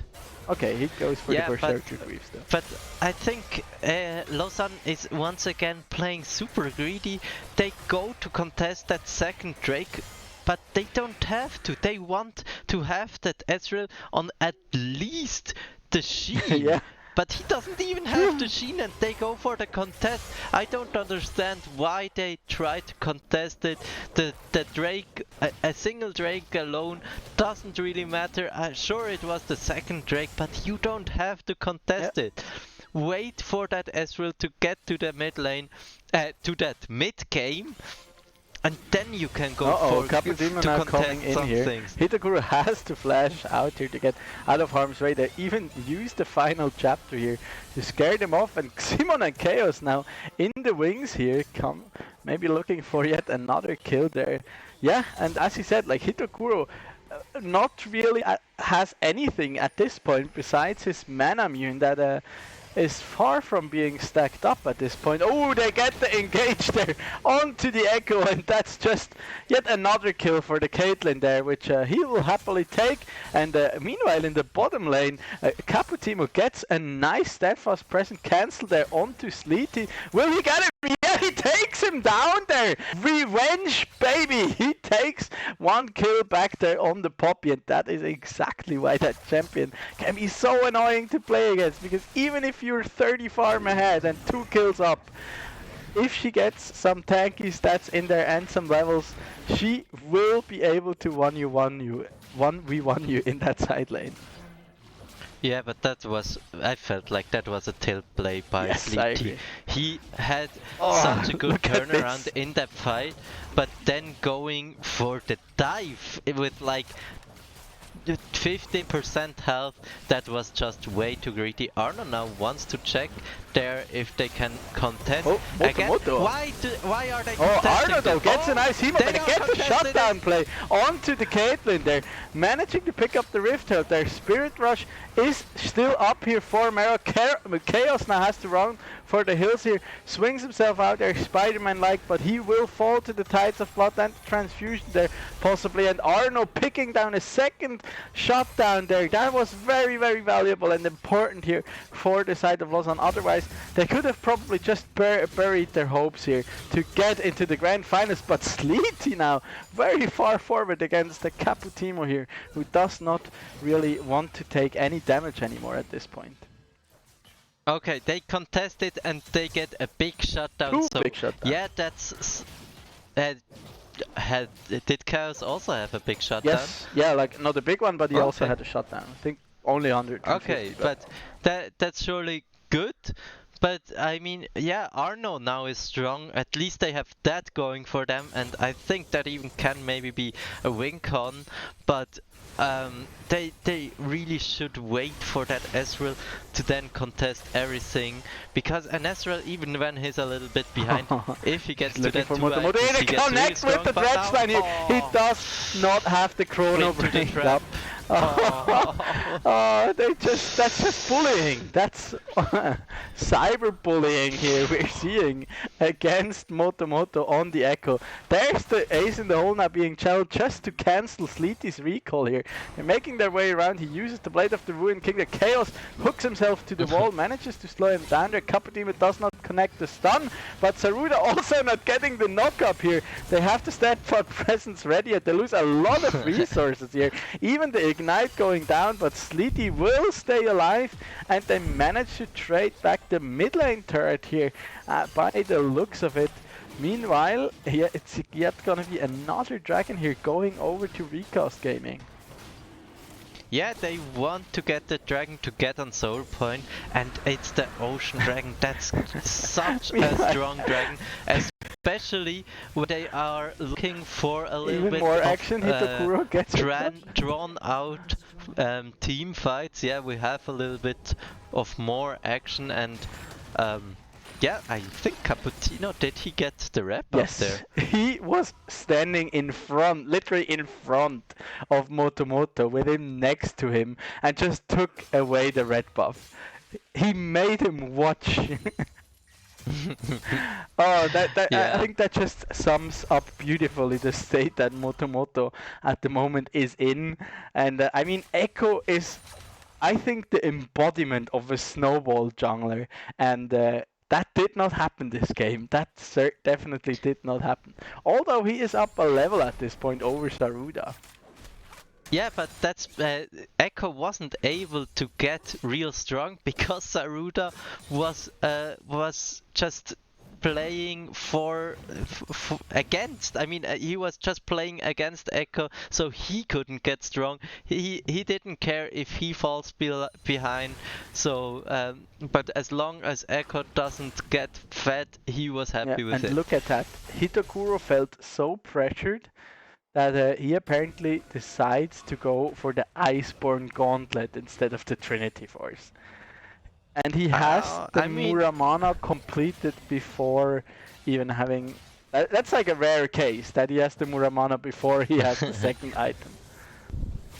Yeah, but there was so much fighting, and he has a rather good farming score compared to that from Ximon, but it could be even better, I think, because I think Lausanne just tried to contest too much and didn't really get something out of it.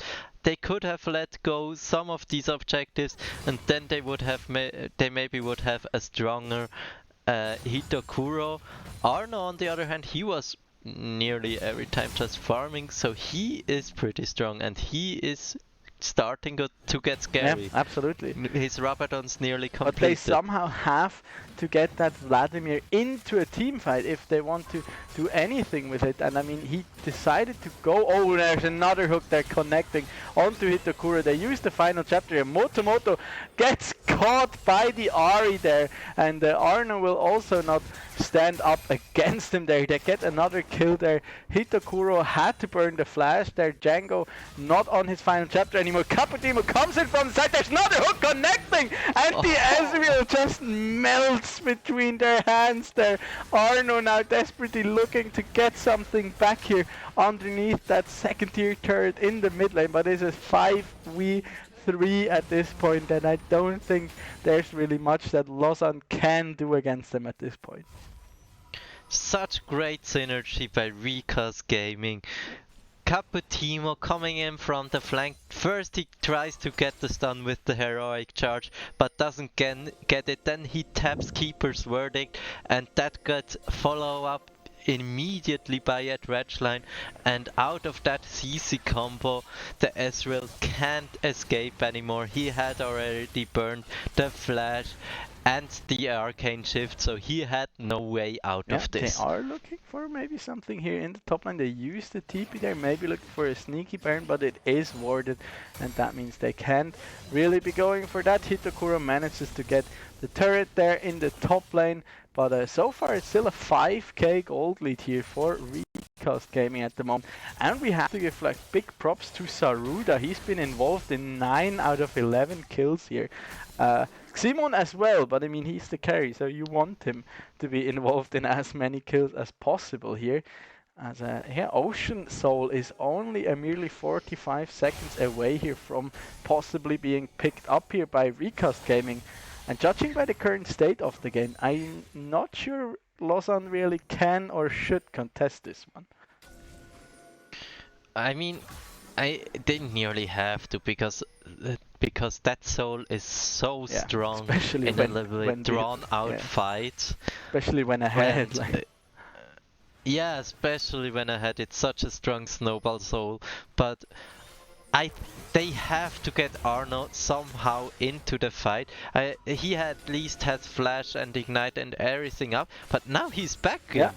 If he backs there, they have no chance at contesting this. And he does go through, and then the charm has landed onto Motomoto, nearly connecting there. Saruda going in with the Cataclysm. There's the TP coming down, but look at that sleep. It just takes so much damage. They're teleporting right into those Yardle snap traps. Motomoto does not have the Chrono Break, also falls down to the hands of Recast, and they're just playing with their food now. Merak and Caputimo stepping forward, and meanwhile their team is just whacking away at the Ocean Dragon here. They managed to hook up Arno, who lands the Hemo Plague here, does use the exhaust, but he is looking to go down. Asenol is being challenged. That's a lot of damage going on down onto him. Caputimo takes him down. They get the Ocean Soul. They get the kill on the Yumi.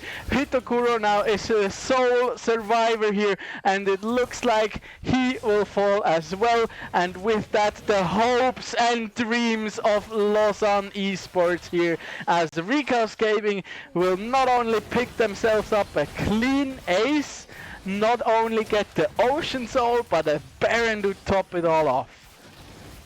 Yeah, but what is Lausanne doing? If we see in I think the word you're looking for is Vladimir is in the base while they fight, and then they go for a 3v5. Yeah. Why? I can't tell you. I wish I could, but I really can't. Look at this. Chaos does Look not at how strong that Vladimir was with the Yumi, Yeah. but it was a 3v5 because he was in the base while Echo was face checking into that dragon Yep. area. So And that's no with it, like they burned the Echo ult early, and then they used the TP from Sleety while they were already on a disadvantage, and they were just like the weaker team at that point. So Sleety just TP'd into a Yordle snap trap that was just lying there, and he was like, "Ooh, cupcakes." And yeah, he got headshot by Ximon, got headshot again. Caputimo just pulling up the steadfast presence, so no way for him to get out, and he just fell. Like the Dominus did absolutely nothing. Yeah, but I just thought, for me, that I can't explain what Lausanne was doing there. It makes no sense. They have to contest that dragon. And they want to, but they also want to complete the Rabadon's death cap on Arno, but they can't fight without Arno. He's so By the strong. way, And have you noticed the Poppy of Caputimo is 7-2 now? Remember when he died twice alone? Oh, Arno now potentially getting something here. Sarudo is a little bit overextended, but yeah, Ocean Soul is a thing, so there's no way Sarudo ever going to die. Sleety now falls to the hand of Merok. And yeah, Saruda now just re-engaging Moto, eating a ton of damage. Caputimo just heroic charging over the wall. Yeah, ladies and gentlemen, there's no way you're ever gonna be killing the Poppy ever again. He uses the Hemo Plague here, and yeah, Ximon seals the deal here. Chaos also staying alive. Look at this! They just get so much damage onto Caputimo, but it's just like, nope. He's not even dropping below half health! That is insane! And yeah, they will just end it all here by the looks of it. Caputimo is like, yeah, come on, fight me. Try to get my health bar below half. You'll never be able to. Look at this! but Oh my gosh. This is dominance, ladies and gentlemen. This is pure dominance coming out here from Recast Gaming, and with an 11k lead, they will seal the deal here, take the series 2-0, and they are our first grand finalist here of Season 3 in the Swisscom Hero League. What a game, man. I'm sorry, I completely got too excited there. I mean, congratulations for Recast Gaming, but Lausanne, I don't know. I'm just baffled by that play around that Dragon Soul. I don't know. They just threw away their game. It felt like they didn't even want to play anymore. I don't want to be too harsh, but you can't do that. You're not allowed to do that if your whole tournament is on the line. So, yeah. I don't know. I feel like they were not in their best mindset. I felt like they weren't completely ready. They weren't all on the same page. And Recast Gaming was. They showed good team performance. In the second game they went straight for all that these objectives. They snowballed their early game lead into all of these objectives, and then they just steamrolled Lausanne. Absolutely. Well played from them. Absolutely. Like, it just started crumbling so quickly. Like, in the beginning it looked kind of even. Yeah, I mean, they got the invade, but I think that was like the big point where you could really see the synergy and the communication advantage that Recast had, because from the start the plan was, we're not gonna let Moto play League of Legends this time. And he didn't get to. They invaded his red buff, they made it reset, so he already lost time, and like, as Echo you really want to get going as fast as possible. Then you're up against the Jarvan where you can't really do anything. He had like 12 farm and level 2 after having completed his blue buff and wanted to go for like Scuttle, but Saruda was already there and was like, okay, yeah, come fight me. The only thing that went wrong for Recast early was Caputimo dying twice solo to the Renekton. Yeah.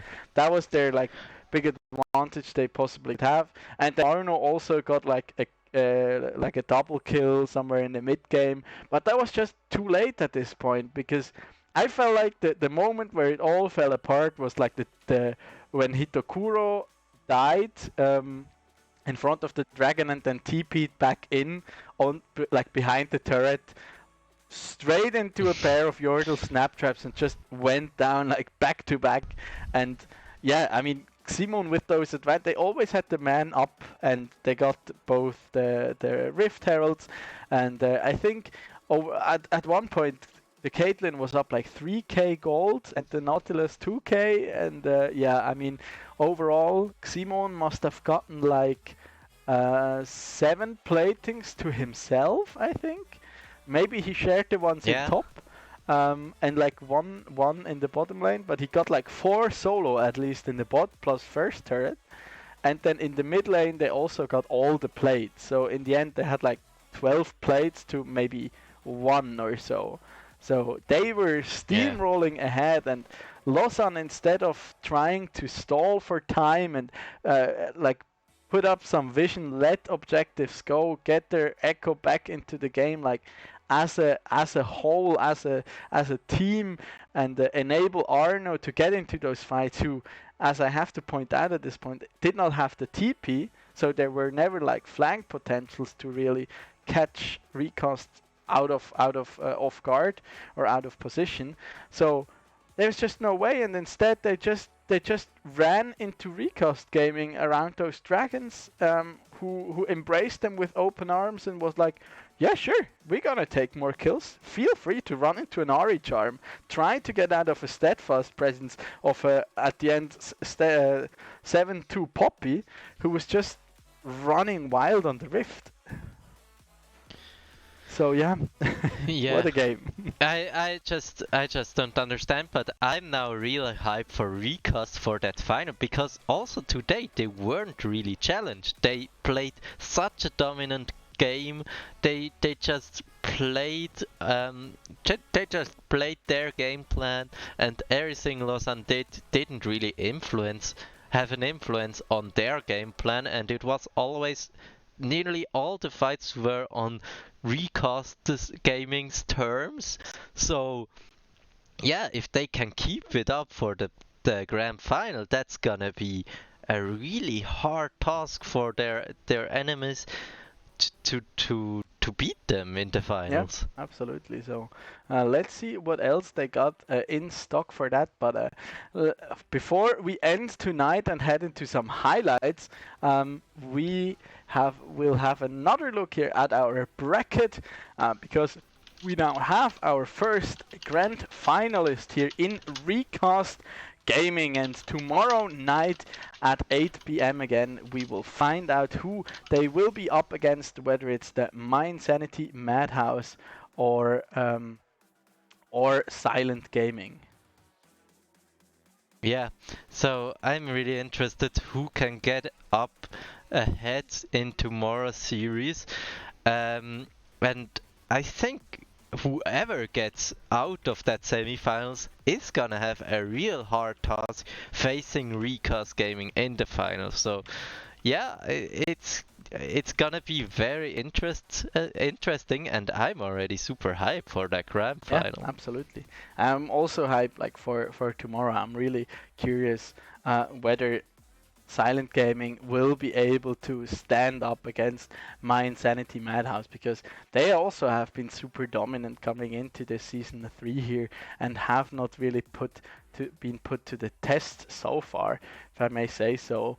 But I think it's very deserved here for Recast that they managed to lock in their final spot here. I mean, they are a new team. The players, they have played together for a bit, at least some of them, and they just showed great synergy tonight. And they were very confident. They came in with like a good draft. They had a game plan established, and they acted on it, and it worked for them. Just smooth.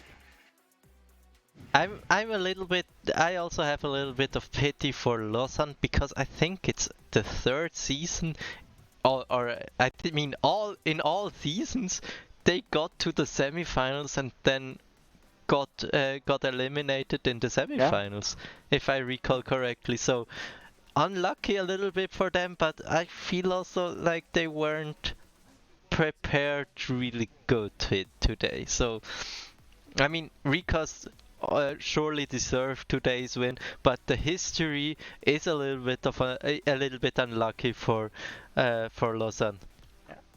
And yeah, we have a couple of highlights now coming in that we prepared out of these. Unfortunately, only 2 games, but they're still pretty lit.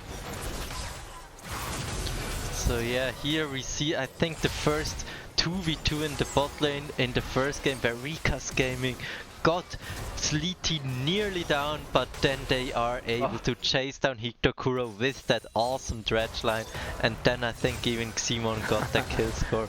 And the Malphite, who was super scary.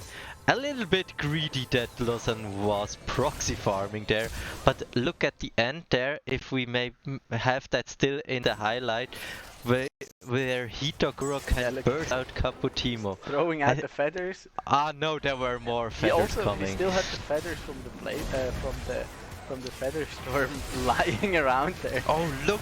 This wait! We had here an awesome one-for combo where the Moonfall hits 4 people. That was such a great combo there, and that was also the deciding fight, I think, in the first game. In the coffin here. After that was just clean up duty, and then they were so far ahead. And this also like clinic. Look here, he comes in with the TP. Lausanne is completely zoned away, and then and he look gets where Vladimir is. Oh yeah, he's in base. I'm so tilted by that play. I'm really tilted. And then Motomoto steps forward here. No ultimate, level 9. Yeah, no. Just not gonna happen. I don't understand what they did there. And then to go for that fight even. I mean, Recast Gaming played it well. I think they even could have played it better, but whatever. I mean, it's only 3 people there, and it was enough. I don't want to flame Lausanne, but that was, in my opinion, pure int. I mean, that was exact. That is like the prime example where it was a lack of communication. Vladimir backing there. I mean, he shouldn't have. I think we and everyone who watched it will agree on that. But if you do, then there's no reason to use your teleport. There is no reason to go for a fight there and try to get anything, especially not after Sleety went down, because after that point it's really just inting. Then you're running in as 3 people, you are behind, they are a 5-man squad.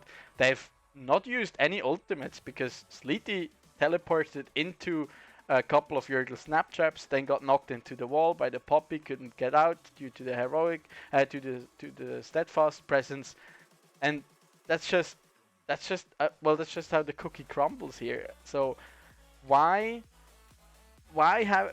you have this huge dissonance, I feel, in between of a team, and that shows like a lack of probably practice, a lack of communication maybe, and also maybe a bit of the nerves. I feel it was a lack of trust in each other.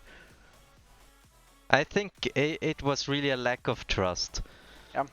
And I hope they can clean that up for their next showing. If they still play together. But they have not had really. They didn't really have too much of a stable roster in the past.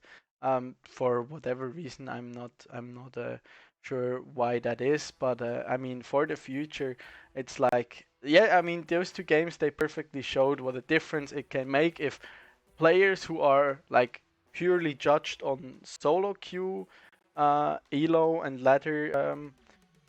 Can just completely outperform. And don't get me wrong, these 2 games, they weren't even close. It wasn't like a 35-40 minute back and forth fight. No, that was just like Recast Gaming having control over the map from minute 10 onwards, and from them they were just even earlier.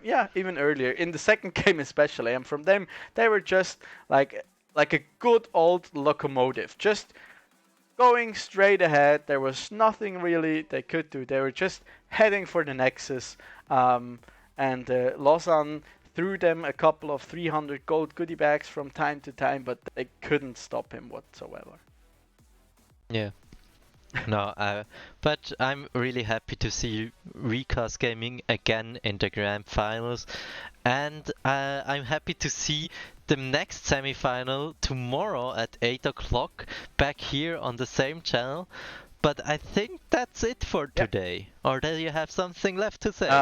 For once, not too much. I think we discussed about everything. It was a really nice showing here from Recast. They deserve their spot in the grand finals. I mean, Lausanne, they have come this far. They will not go back home empty-handed, or not completely empty-handed, although they did not have the best of final performances here, but that's just how it goes sometimes here in League of Legends. And yeah, I still think we had some nice games here to enjoy, and I'm very much looking forward to tomorrow's clash between Silent Gaming and the Mind Sanity Madhouse as we conclude it for tonight. One last thing to mention is on the 2nd of May there will be our grand finale, not only in League of Legends but also for Clash Royale as well as CSGO. So make sure to remember that date, and yeah, we'll hopefully see you tomorrow. Until then, stay happy, stay healthy, and good night. Have a great night.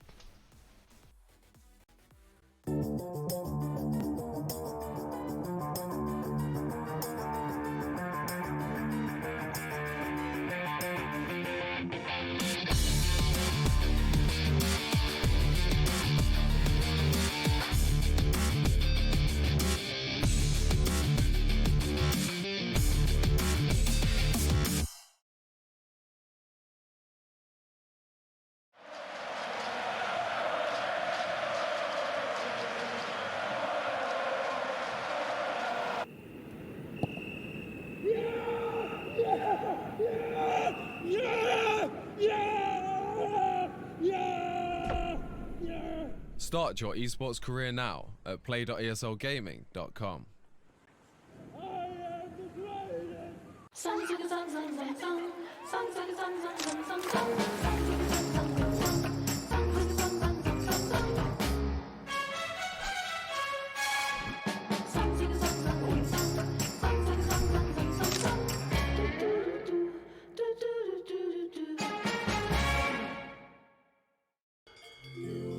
Wir arbeiten schon viel.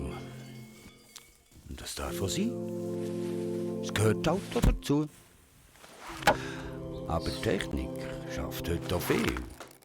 Immer mehr sogar. Die Luftfeuchtigkeit passt. Die Stauatmosphäre stimmt. Und wenn die Technik immer mehr schafft, könnten wir ja zwischendurch ein Kehr weniger krampfen. Oder etwa nicht.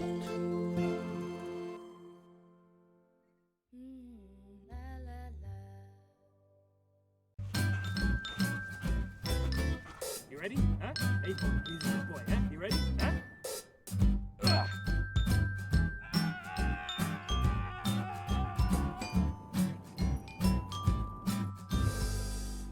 Start your esports career now at play.eslgaming.com.